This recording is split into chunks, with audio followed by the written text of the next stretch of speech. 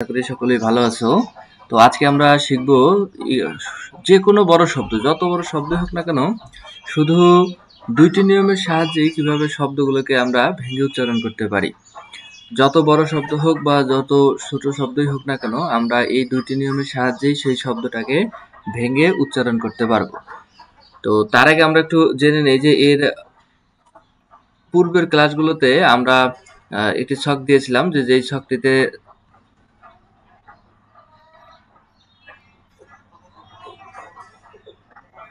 ছকটিতে আমাদের দেখানো হয়েছিল যে কোনটা অক্ষরের মানে কি, অর্থাৎ ইংরেজি যে লেটার রয়েছে সেই ইংরেজি লেটারের কোনটা অক্ষরের মধ্যে কোন লেটারটি আসে।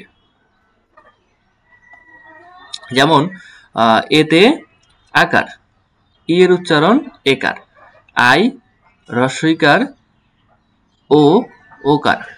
ইউ যদি কখনো থাকে তাহলে এর উচ্চারণ হবে রস্যকার, ও আই ওইকার, ও ইউ ঔকার। ডাবল ও যদি থাকে তাহলে রুকার, অনেক ক্ষেত্রে হস্যকারও থাকে। ডাবল ইউ দীর্ঘকার, আর ডাবল আর আই রিকার উচ্চারিত হয়, তাহলে ডাবল আর আই এ রিকার উচ্চারিত হবে।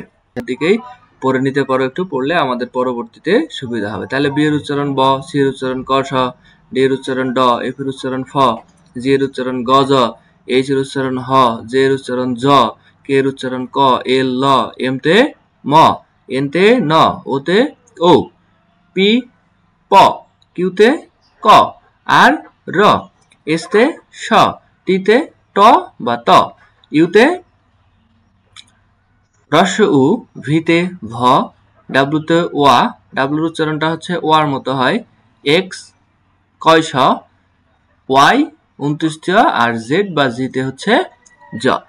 কিছু কিছু ক্ষেত্রে যুক্ত বর্ণ থাকে, অর্থাৎ দুইটি বর্ণ মিলে একটা বর্ণের উচ্চারণ হয়। যেমন বিএইচ ভ, সিএইচ তে চ, সি ডাবল এইচ তে ছ, ডিএইচ তে ধ, জিএইচ তে ঘ, জে এইচ তে ঝ, কে এইচ তে খ, কে ডাবল এইচ তে যুক্ত খ, পিএইচ তে ফ, এসএইচ তে স, টিএইচ তে দ বা থ। আর এনজি যদি একত্রে থাকে তাহলে এনজিতে হচ্ছে 19 সং। এবং লেভেল 4-এ এর চেয়ে একটু কঠিন গুলো দেওয়া আছে। যেমন টিআইও যদি কখনো একসাথে থাকে তাহলে সেক্ষেত্রে আমাদের স উচ্চারিত হবে। এসআই যদি একসাথে থাকে তাহলে সেক্ষেত্রেও স উচ্চারিত হবে। এসএম যদি একসাথে থাকে তাহলে আমাদের জ উচ্চারিত হবে, জম উচ্চারিত হবে। আর ডাবল আর আই যদি থাকে তাহলে সেক্ষেত্রে রি এর উচ্চারণ হবে। যেমন টিআইও দিয়ে যদি আমরা একটা শব্দ বলি, যেমন হচ্ছে section, sec T I O N, তাহলে টি আই ও এন তে শন, আর এস ই সি সেক, তাহলে সেক শন, তাহলে এটা উচ্চারণ কি হবে? Section, section.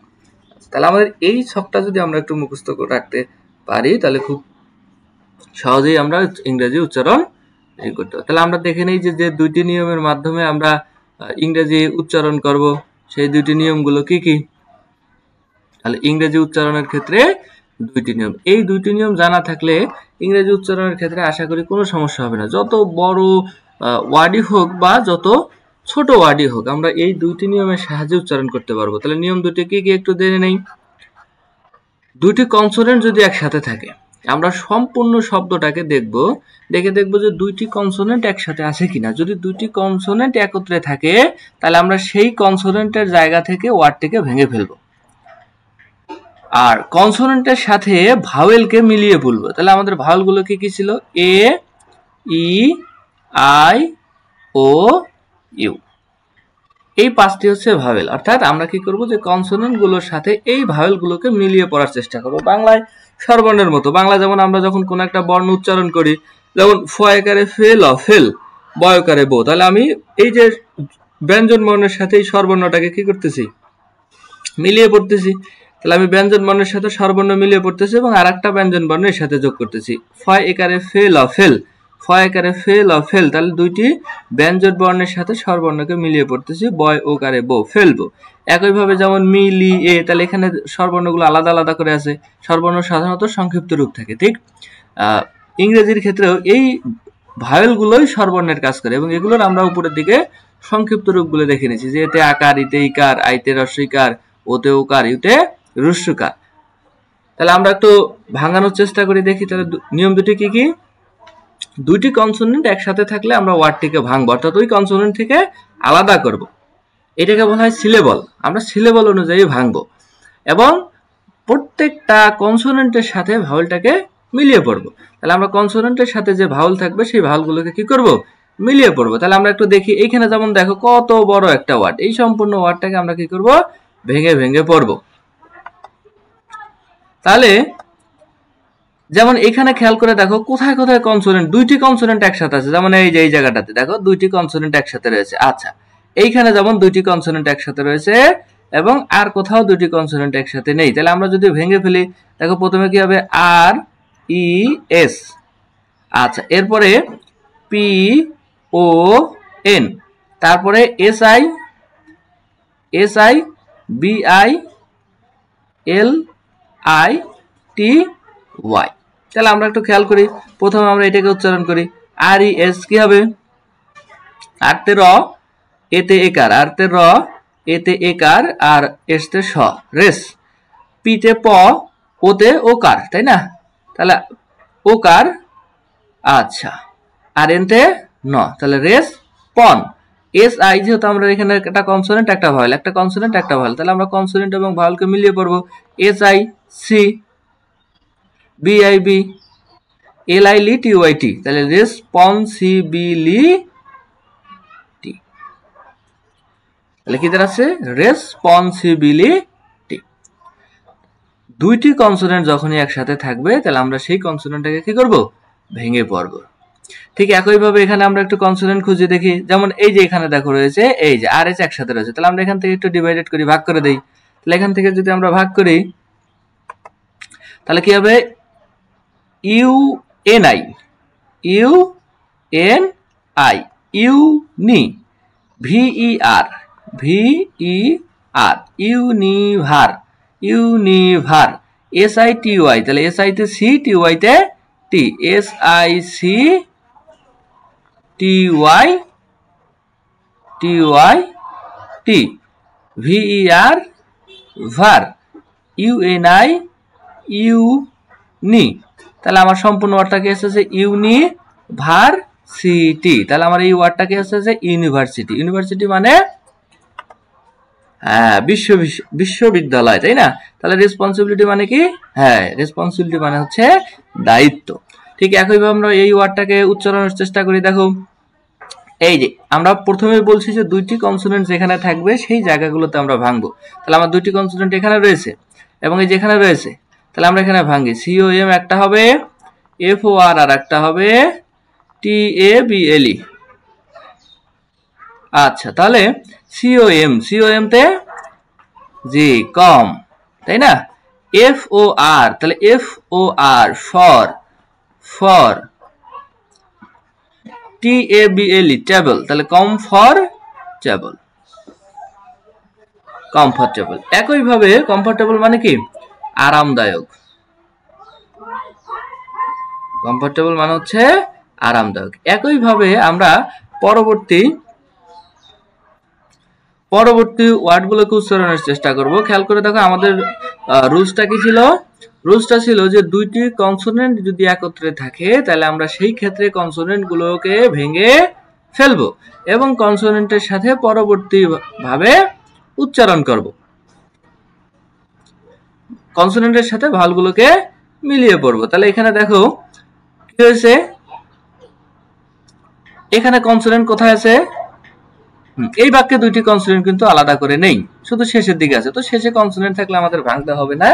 তো এইখানে খেয়াল করে দেখো আমরা ভাওয়েলের সাথে মিলিয়ে পড়বো। তাহলে প্রথমে দুইটি কনসোনেন্টের সাথে যুক্ত হয়ে যাবে S T U is to, R D E N T, এটা একটা শব্দগুচ্ছ। তাহলে ইস্টো আর ডি এন টি ডেন্ট, তাহলে কি দাঁড়াচ্ছে, স্টুডেন্ট। একইভাবে এখানে খেয়াল করে দেখো টি ইউ আর ই, এটা একটা হচ্ছে সিলেবল বা এটা একটা শব্দাংশ আমরা বলতে পারি। এই টি ইউ আর ই যদি কখনো থাকে তাহলে সেখানে উচ্চারণ হবে চার। টি ইউ আর ই এটা একটা শব্দ গুচ্ছ, মনে রাখবে এই শব্দ গুচ্ছটা যদি কখনো একত্রে থাকে তাহলে তার উচ্চারণ হবে চার। তাহলে আমাদের এখানে কি রয়েছে পিআইসি, এই যেমন এখানে দুইটি কনসোনেন্ট রয়েছে, তাহলে আমার প্রথম কনসোনেন্টটার উচ্চারণ হবে পিআইসি টি ইউ আর ই। তাহলে পিআইসি তে কি পিক, পিআইসি তে হ্যাঁ পিক, টি ইউ আর ই 4, তাহলে কি দাঁড়াচ্ছে পিকচার। ঠিক একইভাবে এখানে দেখো এই যে দুইটি কনসোনেন্ট একসাথে রয়েছে, তাহলে আমাদের P A R T Y I S M. আচ্ছা আমরা আই এস এম টাকে একটু ভেঙে দেখাচ্ছি, তাহলে আই এস এম। আচ্ছা এস এম যদি কখনো একসাথে থাকে তাহলে এটি একটি শব্দগুচ্ছ, এর উচ্চারণ হয় জম। তাহলে আমাদের প্রথমে আসি P A R par, par, T Y T I S M ism, তাই না? তাহলে ই ই জম। তাহলে আমি যদি এখন পুরোটা উচ্চারণ করি পার্টি জম, পার্টি জম, পার্টি জম শব্দ অর্থ কি দেশপ্রেমিক, দেশপ্রেম। আর এরপরে উচ্চারণ করো, হ্যাঁ এই যে দেখো তোমরা একাই কিন্তু এখন উচ্চারণ করতে পারতেছো, কি হবে সিওএন কন, তাই না কন। তারপর ডি আই, হ্যাঁ আর টি আই ও এন টা হচ্ছে একটা আবার শব্দগুচ্ছ। টি আই ও এন যদি কখনো থাকে, আমরা পূর্বে দেখেছি টি আই ও এন তে কি উচ্চারণ হবে শন উচ্চারণ হবে, তাহলে সিওএন কন, তাই না? D I D R S I O N শান, বাংলায় যেমন শন হয় আসলে সেই শন না, শান। কন্ডিশন, কন্ডিশন এই শন, এই শয়ে জোর হবে না, যেমন বাংলার ক্ষেত্রে আমরা বলি শন, এখানে হবে কি শান, কন্ডিশন। একইভাবে উচ্চারণ করো, দেখছো এখন একাই তোমরা কিন্তু পারতেছো, তাহলে এস ই এস সেস, সেস আমরা ভেঙে ভেঙে উচ্চারণ করব। আর এস আই ও এন তেও কি হবে শন, আমরা পূর্বেই শিখেছিলাম যে এস আই ও থাকলে শয়ের উচ্চারণ হয়, তাহলে শান, তাহলে উচ্চারণটা কি দাঁড়াচ্ছে সেশন, কি দাঁড়াচ্ছে সেশন, সেশন, তাই না? আচ্ছা এরপরে দেখো তোমরা নিজেরাই কিন্তু উচ্চারণ করতে পারছো, এফ ইউ ফিউ আর টি ইউ জি, এটা হচ্ছে একটা শব্দগুচ্ছ আমরা যে পূর্বে পড়েছিলাম। তাহলে টি ইউ আর ই 4, ফিউ 4, কি হবে ফিউ 4। ঠিক একইভাবে যদি আমরা পরবর্তীতে যাই, আরো কয়েকটি শব্দ আছে, এই শব্দগুলোকে আমরা উচ্চারণ করে ফেলি। ইউ এম, ইউ এম আম, আম। বি আর ই, দেখো ভাওয়েল এবং কনসোনেন্টকে একসাথে মিলিয়ে পড়তেছি, ব্রে, ব্রে। এল এল এ, তাহলে এল এল এ লা, তাই না? তাহলে কি দাঁড়াচ্ছে আমব্রেলা, আমব্রেলা, আমব্রেলা। তাহলে আমরা যে কোনো শব্দকে কি করব ভেঙে ভেঙে উচ্চারণ করার চেষ্টা করব, বড় শব্দ দেখে ঘাবড়িয়ে যাব না, বড় শব্দগুলো খুব সহজে উচ্চারণ করা যাবে যদি আমরা এর সিলেবলটা বুঝতে পারি। তাহলে আমরা কি করব, দুইটি কনসোনেন্ট যে জায়গাতেই থাকবে সেই জায়গাটাকে ভেঙে দেব, তাই না? আর কনসোনেন্টের সাথে ভাওয়েলকে মিলিয়ে পড়বো, যেমন এখানে দেখো সিআরই, বাংলায় যেভাবে পড়ি আমরা সিআরই ক্রি, ক্রি, এ টি আই ভি, এতে এ টি আই ভি টিপ। এইখানে আমার হচ্ছে শব্দাংশটা কি, তাহলে এটা দাঁড়াচ্ছে কি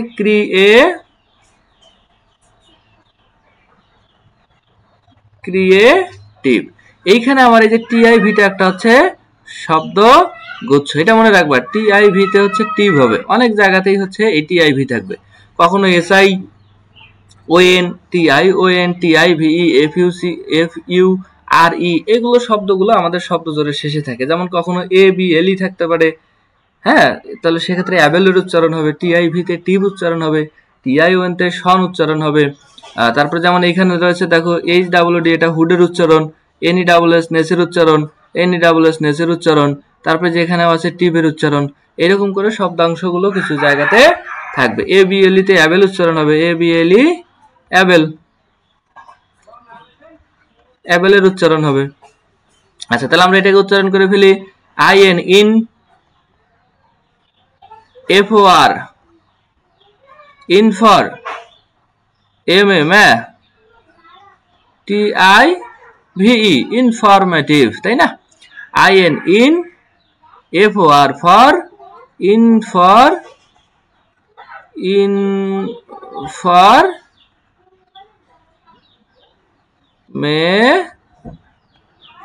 তাই তো? তাহলে কি দাঁড়াচ্ছে? ইনফরমেটিভ।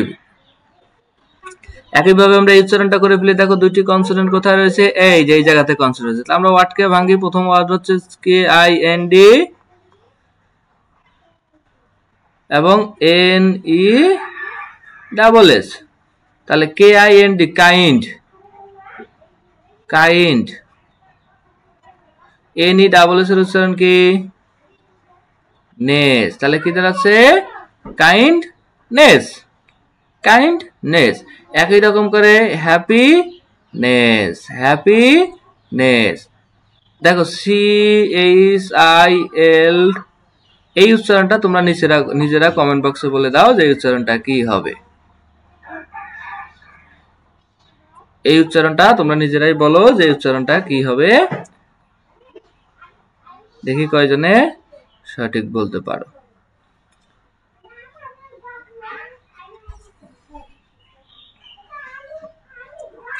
আচ্ছা, তাহলে নিজের উচ্চারণ করে কমেন্টে লিখে দাও। আমরা পরবর্তী স্লাইডে চলে যাই।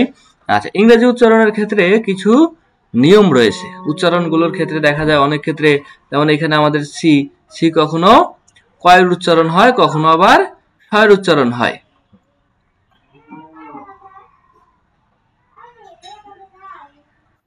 তাই না? সি এর উচ্চারণ কখনো কয়ের মতো উচ্চারিত হয়, আবার কখনো সি এর উচ্চারণ কখনো কি হয়? কয়ের মতো উচ্চারিত হয়, আবার কখনো ছয়ের মতো উচ্চারিত হয়। তাহলে আমাদের যদি সি এর পরে EIY থাকে, সি এর পরে EIY থাকে, তাহলে সেই ক্ষেত্রে সি এর উচ্চারণ হবে স, সি এর উচ্চারণ হবে স। আর যদি EIY না থাকে, তাহলে সেই ক্ষেত্রে শব্দগুলোতে সি এর উচ্চারণ হবে কয়ের মতো। তাহলে আমরা এইখানে দেখি, প্রথমে দেখো সি এর পরে কি রয়েছে? আই রয়েছে। তাহলে সি এর পরে আই থাকলে সি এর উচ্চারণ হবে ছয়ের মতো। এই যে সি এর পরে আই আছে, সি এর উচ্চারণ হবে ছয়ের মতো। তাহলে এখানে আমার কি হবে? CICTYT। আমরা এটা আগে সিলেবল ভাঙা শিখে নিয়েছি, তাই না? তাহলে আমরা এখন সিলেবল অনুযায়ী ভেঙে ভেঙে শুধু লিখবো। তাহলে CICTYT। আচ্ছা, এইখানে আবার দেখো এখানে সি এর পরে ই রয়েছে, তাহলে সি এর পরে ই থাকলে সি, ইতে এ, তাহলে সি MENT, এটা একটা শব্দগুচ্ছ, ment, MENT, ment, MENT, ment, MENT, ment. তাহলে সি মেন্ট, সিমেন্ট। ঠিক একই রকম করে AD, ad, VIC, vice, advice, advice. তাহলে এটা উচ্চারণ কি হবে? Add vice. এরপরে সি এর পরে ই রয়েছে, এই যে সি এর পরে ই রয়েছে, তাহলে কি হবে? CER, স্যার, তাই না? স্যার। TAIN, ten, ten. তাহলে স্যার টেইন, সার্টেইন। CAN। আচ্ছা, সি এর পরে দেখো তো আমাদের কি EIY আছে কি? EIY আছে? নেই। তাহলে এইবার সি এর উচ্চারণ কি হবে? কয়ের মতো উচ্চারিত হবে। তাহলে এখানে CAN, ক্যান, তাই না? আবার দেখো এখানে সি এর পরে EIY নেই, তাহলে এখানেও সি এর উচ্চারণ হবে কয়ের মতো, তাহলে কাট। আবার এখানে কিউট, CUTE, কিউট।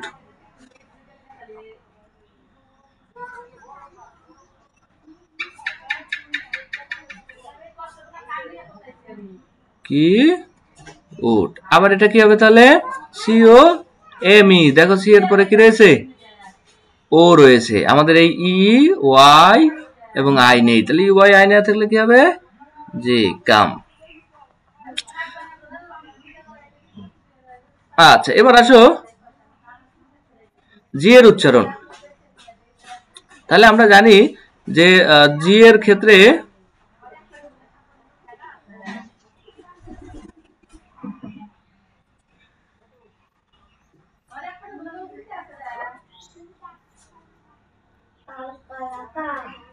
আচ্ছা, তাহলে আমরা জি এর উচ্চারণটা একটা দেখে নেই যে জি এর উচ্চারণ অনেক ক্ষেত্রে গ হয়, জি এর উচ্চারণ কখনো জ হয়, কখনো গ এর মতো হয়। আমরা পূর্বে দেখেছি যে জি এর উচ্চারণ গ হতে পারে, জ হতে পারে। তাহলে জি এর পরে যদি ই আই ওয়াই থাকে সেই ক্ষেত্রে জি এর উচ্চারণটা হবে জয়ের মতো।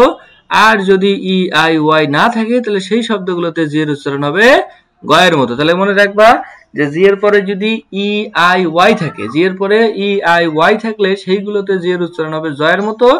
আর জি এর পরে যদি ই আই ওয়াই না থাকে তাহলে সেই শব্দগুলোতে জি এর উচ্চারণ হবে গয়ের মতো, তাই না? আচ্ছা, তাহলে আমরা কিছু উদাহরণ নেই। যেমন এখানে উদাহরণে কি রয়েছে, জি ওয়াই এম, দেখো জি এর পরে ওয়াই রয়েছে, তাই না? তাহলে জি এর পরে ওয়াই থাকলে কি উচ্চারণ হবে? জ হবে। তাহলে এটা হবে কি? Gym. G I A N T, দেখো জি এর পরে আই রয়েছে, তাহলে কি হবে? জিয়ান্ট। জি এর পরে ই রয়েছে, তাহলে উচ্চারণ কি হবে? জেন্ডার। জি এর পরে আই রয়েছে, তাহলে উচ্চারণ হবে যে আই থাকলে জয়ের মতো, তাহলে জিন, জি আই এন, জিন, জি ই আর, জার, তাহলে কি দাঁড়াচ্ছে? জিনজার। আবার এখানে দেখো জি এর পরে আই ওয়াই আছে কি? না, এখানে কিন্তু ই আই ওয়াই নেই, তাহলে সেখানে জি এর উচ্চারণ হবে গ, তাহলে জি ও টি, গট। আবার এখানেও জি এর পরে ই আই ওয়াই নেই, তাহলে জি ইউ এন, গান, জি ইউ এন, গান। এখানে দেখো জি এর পরে ই আই ওয়াই নেই, তাহলে এখানেও জি এর উচ্চারণ হবে গ, তাহলে জি ও এল ডি, গোল্ড, গোল্ড। এখানে তার উচ্চারণটা কি হবে একটু কমেন্ট বক্সে জানিয়ে দাও। আশা করি আজকের ক্লাসটা সবাই বুঝতে পারছো। এরকম আরো ক্লাসের ভিডিও পেতে চ্যানেলটি সাবস্ক্রাইব করে পাশে থাকো। আর যদি আজকের ক্লাসে কোনো সমস্যা হয় কমেন্ট বক্সে জানিয়ে দাও, আমরা পরবর্তীতে আবার ওই সমস্যাগুলো নিয়ে নতুন একটি ক্লাস আপলোড করব। আর প্রথমত বলে দিচ্ছি যে আমাদের এই যে ছকটা, এই ছকটা যদি আমরা পড়তে পারি তাহলে আমাদের আর ইংরেজি উচ্চারণ নিয়ে আশা করা যায় কোনো সমস্যা হবে না।